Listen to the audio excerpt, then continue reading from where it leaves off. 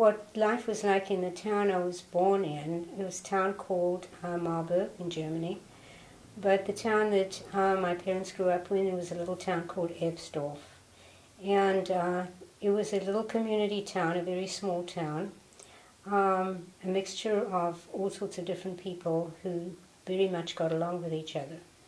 So, small Jewish community, and also a small community of all sorts of different people that were very friendly with each other and interacted a lot.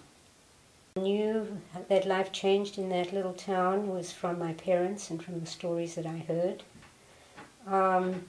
What they noticed is that all of a sudden people who were friendly with them before didn't want to be friendly with them again. And there were rules that had not been there before. Jews could not do certain things that they used to do before. They were told that they could not conduct their businesses in the same way. The people of the town who were not Jewish were told that they could not patronize the Jewish businesses. Jews were not allowed to walk on the sidewalk. They had to walk on the streets. And so various things changed that were not like that before. What happened was that my father's father, my grandfather, was arrested just out of the blue. Nobody had any idea that this was going to happen. And he was taken away. He had fought in the First World War and actually had been given the Iron Cross, which was a big decoration that the Germans gave to the people who actually were heroes in the First World War. And he had the presence of mind to take the Iron Cross with him when he was taken to the camp or to the concentration camp where he was detained. And eventually he was able to show them the Iron Cross and to speak to them about what he had done during the war. And they told him they would let him go because of that, but that he was not to speak about what had happened while he was incarcerated. And he never did. He was led out in the middle of the night and came and knocked on the door of my mother's parents' house, my grandparents' house, and all of a sudden there he was. And because he had been in a camp which was very close to their house and not to the village in which he had lived, so he came home and he never ever told anybody what had happened there. But we knew that it was something that must have been very, very horrific as far as he was concerned. It was a major, major trauma for him. People were warned that they had to leave sort of just very quickly within 24 hours. And they had to leave, otherwise they would be arrested and put into a concentration camp. And for example, my Uncle Max, my mother's brother, was told within a few days that he would have to leave. And he had originally planned perhaps to go maybe to Israel or someplace, but all of a sudden it was that he had to leave pretty fast. And what happened is that he had a cousin who had actually gone to South Africa and had let him know that he would be able to find a position for him as a sewing machine mechanic in South Africa. So that's exactly what he did. He had a few weeks, I think, to decide where he wanted to go and exactly how he was going to leave. And then he left in 1935 and went to South Africa. He went through England and actually had a pen pal in England, and there wasn't really time to let his friend Arthur know that he was coming to England. And so he actually went to, I think it was at Cambridge where Arthur was as a student, and threw little rocks at the window in the evening, and Arthur looked out of the window and there was his pen pal Max standing. And so he spent a few days with Arthur in England, and then went on to South Africa. So he was the first of the family actually to go.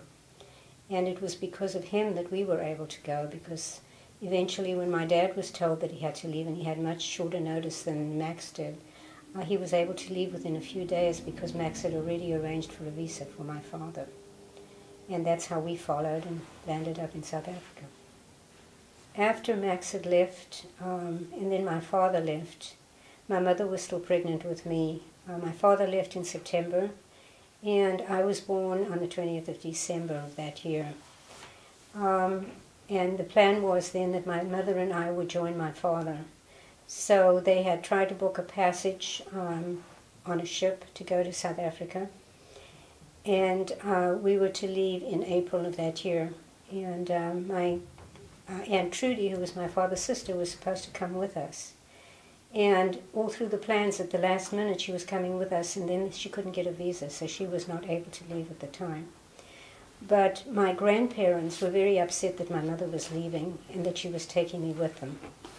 And so they said to her, leave her here until she's 6 years old, and then you can come back and pick her up and we'll make sure that she's going to be okay.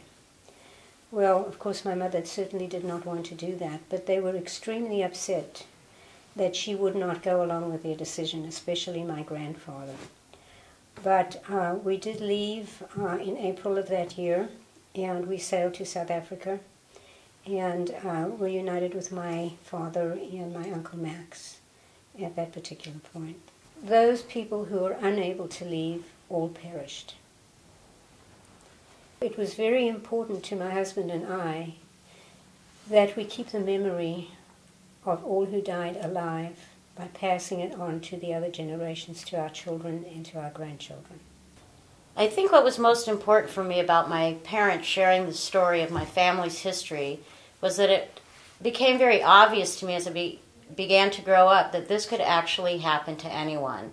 And as I started to realize that friends of mine had aunts and uncles and cousins and great-grandparents, grandparents that I never had that opportunity to know. And those that I did know were halfway around the world in South Africa. And I always wondered, how did this happen that my family became scattered to all ends of the earth? And how did these people who I hear stories about and see pictures of that lived these rich, full lives and that were wonderful, wonderful people, how did they die at hands of other human beings?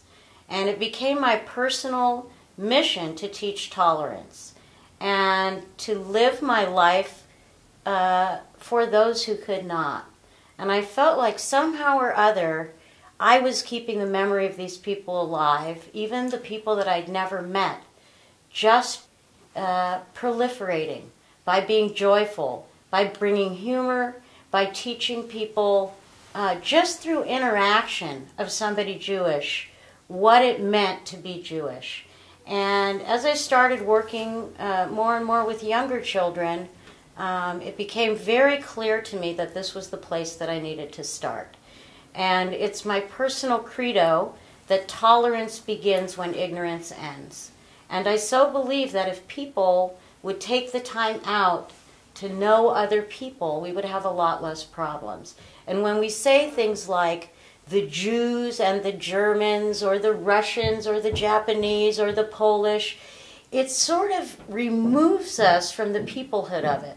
And once we can bring it back down and say, my mother, my father, Aunt Jo, and Uncle Bob, somehow all of a sudden it's something that you can feel. And I wanted people to feel it the way I felt it. And I set off to teach tolerance.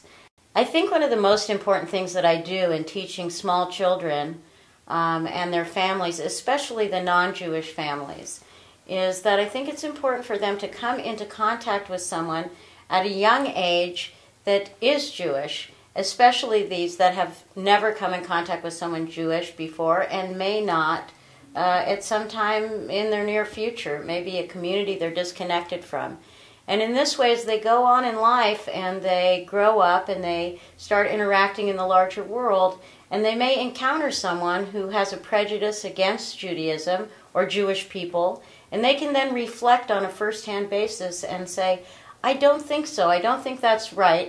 I've met someone Jewish, and this woman taught me values and lessons of peace and kindness and love. And I think it's very, very important that we talk to individuals and that people come together on an individual basis. And this is what makes a huge difference in the end.